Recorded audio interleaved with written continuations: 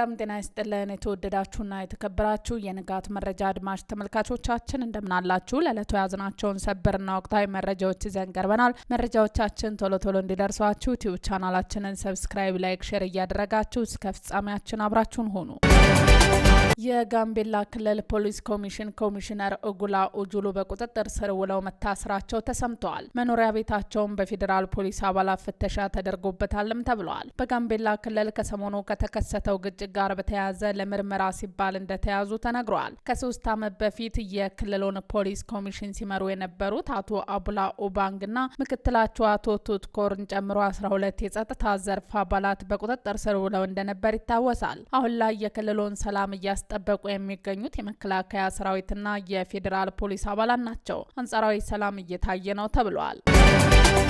የጨረቃ ቤት መሸጥና መለወጥ አይቻልም ተባለ። የአማራ ክልል መሬት ቢሮ አዲስ የመሬት አጠቃቀም አዋጅ ማውጣቱን ተከትሎ አርሶ አደሮች በህጋዊ መንገድ በይዞታቸው ላይ የለማን ማንኛውም የማይንቀሳቀስ ንብረት የመሸወጥና ለፈለጉት አካል ማስተላለፍ ሙሉ መብት የሰጠ ሲሆን ነገር ግን ይህ አዋጅ መሰረት አድርገው የጨረቃ ቤቶች ህጋዊ ሊሆኑ ነው በሚል አንዳንድ ሚዲያዎች ከአውደ ውጭ እየዘገቡት ይገኛሉ። ይህ ስህተት ነው። በአዋጁ ከመሬት አጠቃቀም እቅድ ውጭ በይዞታ መሬቱ ላይ የተፈራ ንብረት መሸጥ መለወጥ እንደሚቻል የፈቀደ ምንም አይነት የገጠር መሬት አስተዳደርና አጠቃቀም አዋጅ የለም። በአዲሱ አዋጅ በከተማ አቅራቢያ የመሬት አጠቃቀም እቅዱን መሰረት ተደርጎ በይዞታው ላይ ላልተፈራ ንብረት አንዳችም የመሸጥና የመለወጥ መብትን የፈቀደ ህግ አልወጣም። የሚከተለው አካል በመሬት አጠቃቀም እቅዱ መሰረት ፍቃድ ሳይሰጥ በእርሻ መሬት ላይ የተፈራ ንብረት በተመለከተ ህጉ የሚለው በተለይ የተሰራው ህገወጥ ግንባታ ከሆነ እንኳን መሸጥና መለወጥ ሊፈቅድ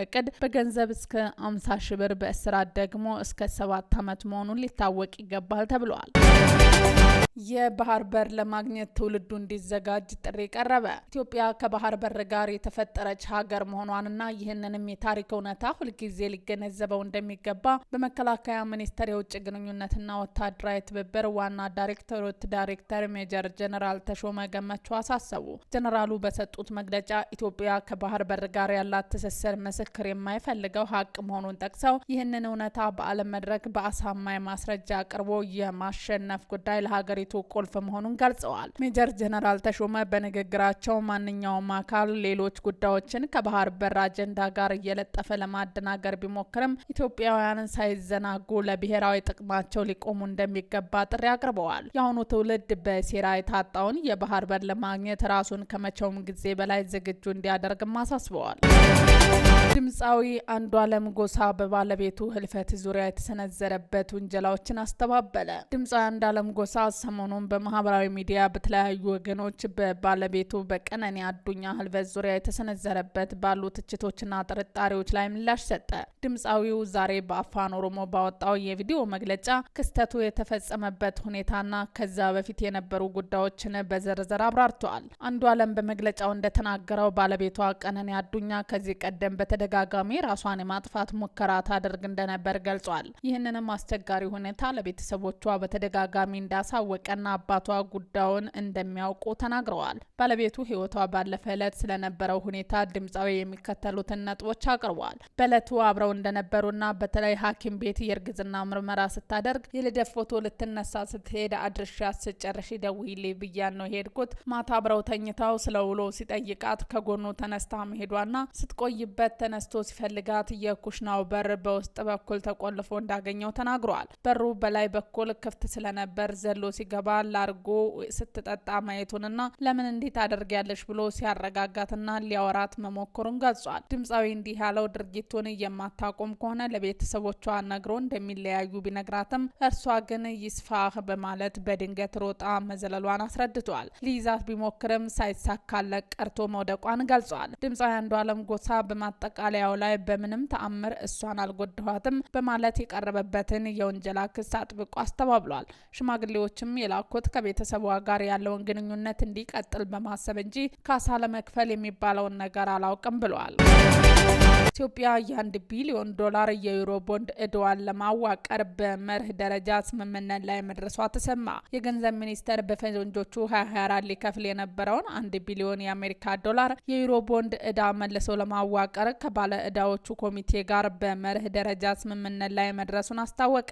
ባለፉት 10 ቀናት ሲካሄድ የነበረው ዝግ ድርድር ፍሬያማ በሆነ መልኩ መጠናቀቁን ሚኒስተሩ ገልጿል። በድርድሩ ላይ ከተጠቃለለው የቦንድ ዕዳ ከ45 በመቶ በላይ የሚወክሉ ዓለም አቀፍ ተቋማዊ የቦንድ ባለቤቶች የተሳተፉ ሲሆን በሁለቱም ወገኖች በኩል ህጋዊና የፋይናንስ አማካሪዎች ተገኝተዋል። ይህ በመርህ ደረጃ የተደረሰው ስምምነት በዋናነት በፋይናንስ ውሎች ላይ ያተኮረ መሆኑ ተገልጿል። የስምምነቱ ዝርዝር ሁኔታዎች ለዓለም አቀፍ የገንዘብ ድርጅትና ለይፋዊ አበዳሪዎች ኮሚቴ የተላከ ሲሆን ይህም የኢትዮጵያ የረጅም ጊዜ የዕዳ ዘላቂነት እንዲረጋገጥና አበዳሪዎች ይሁንታ እንዲያገኙ ለማድረግ መሆኑ ተጠቁሟል። መንግስት ከባለዕዳዎቹ ኮሚቴ ጋር በመተባበር የፋይናንስ ነክ ያልሆኑ ሌሎች ዝርዝር ጉዳዮች ላይ መስማማት እንደሚጠበቅባቸው አመልክቷል። ይህ ሂደት እንደተጠናቀቀ በፈረንጆቹ 2026 መጀመሪያ ላይ የዕዳ ሽግሽግ ሂደቱን ተግባራዊ ለማድረግ ቁርጠኝነት እንዳለው ገልጿል።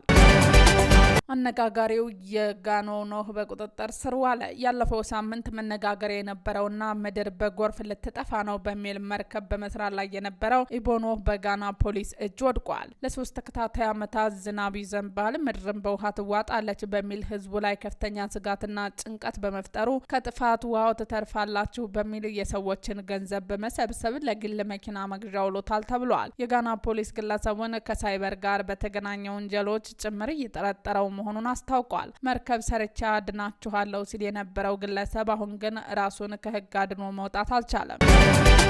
ትራምፕ ዘለንስኪ የሚፈልገውን የደህንነት ዋስትና አይሰጡም አሉ። ዶናልድ ትራምፕ በተለይም በወታደራዊ ረገድ ከሩሲያ ጋር በቀጥተኛ ለመጋፈጥ ቅንጣት ያህል ፍላጎት አሳይተው ያውቁም ሲል ዘ ኒውዮርክ ታይምስ ዘግቧል። በተቃራኒው በፕሬዝዳንት ዘመናቸው ለአውሮፓውያኑና ለዩክሬን የሚደረገውን ወታደራዊና የፋይናንስ ድጋፍ በእጅጉ በመቀነስ ለግጭቱ መጀመሪያ ዩክሬንን ተጠያቂ ማድረጋቸውና በተደጋጋሚ ከሩሲያ ጋር ሰፊ የምጣኔ ሀብት ትብብር የመፍጠር ፍላጎት ሲያሳዩ እንደነበር ዘገባው አትቷል። ዘለንስኪ ከአሜሪካ ተጨባጭ ደህንነት ዋስትና ለማግኘት የሚያደርገው የማያቋርጥ ግፊት በመጨረሻም ውጤት አልባ አልፎ ተርፎም አደገኛ ሊሆን ይችላል ያለው ጋዜጣው አካሄዱን ለመቀየር አልረፈደበትም ሲል አክሏል። ትራምፕ ታህሳስ 19 ቀን 2018 ዓ.ም ባደረጉት ንግግር በደህንነት ዋስትናው ዙሪያ ብዙ ዝርዝር ጉዳዮች እንደሚቀሩና ስምምነቱ ላይ ለመድረስም የተቀመጠ የጊዜ ገደብ እንደሌለ አምነዋል። ዘለንስኪ የሰላም እቅድ ለማቅረብ ትራምፕን ፍሎሪዳ በሚገኘው ማርኦ ላንጎ መኖሪያቸው አግኝቶ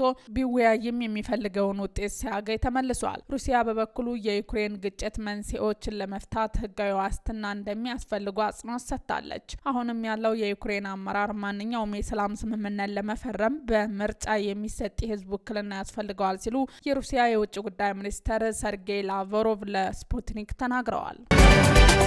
ውድ አድማጭ ተመልካቾቻችን የዛሬ መረጃዎቻችን እነዚህን ይመስሉ ነበር። አብራችሁን ስለነበራችሁ ከልብ እናመሰግናለን። መልካም ቀን።